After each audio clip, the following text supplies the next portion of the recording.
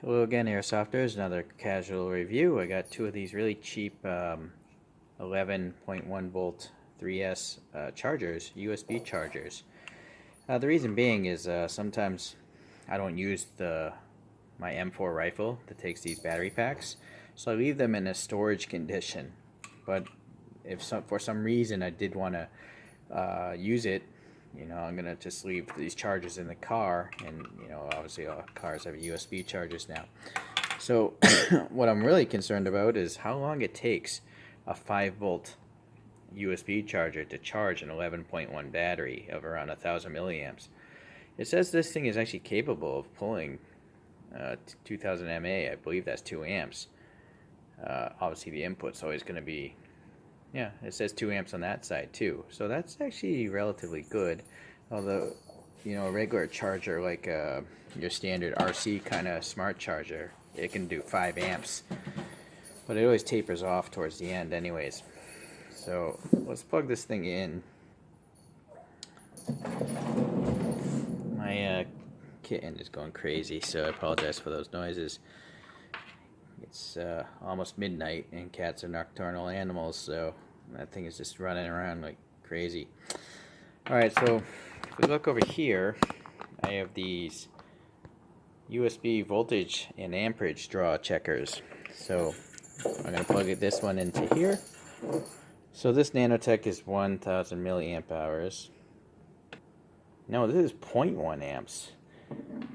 So a red light came on. You'll notice 1155 or so. I plugged that in. Actually, the amperage is changing a little bit. So let me plug this one in now. The red light comes on, and you'll see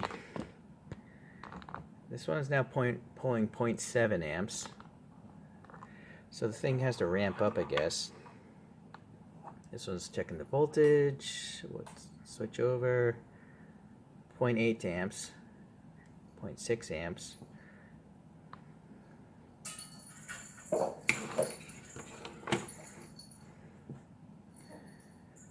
Alright, well, this is going to take some time.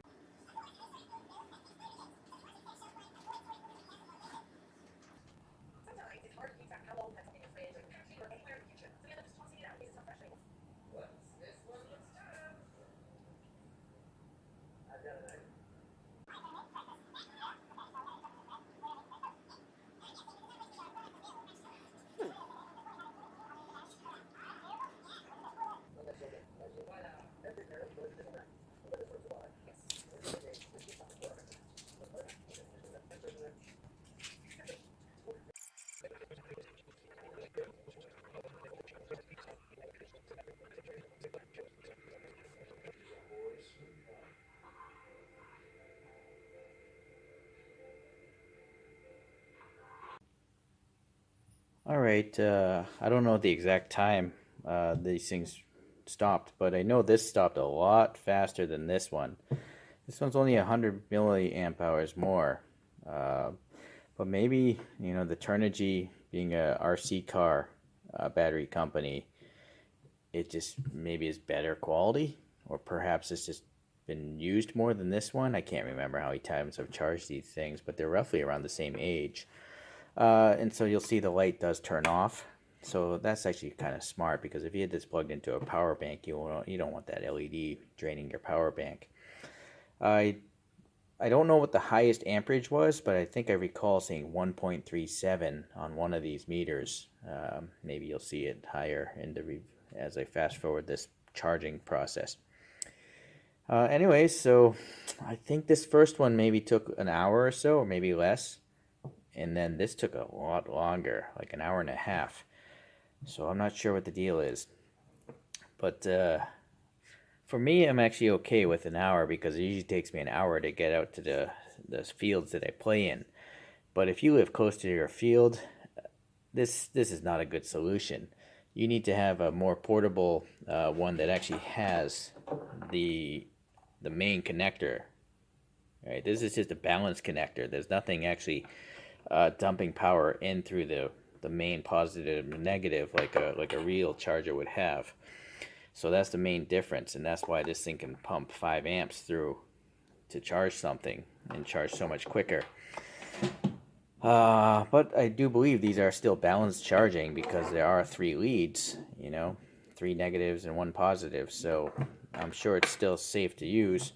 On a different side note, if you're totally new to charging lipos, you really want to charge your lipos in a metal box, because if for some reason this thing is old and it catches on fire, these things hold a lot of energy. So I usually charge my stuff in an old first aid kit box. Okay, well, anyways, so time related, it's up to you. But these things are dirt cheap, these chargers, so that's why I bought them. I'm just going to leave them in the car. Okay, thanks for watching today. We'll see you in the next airsoft video.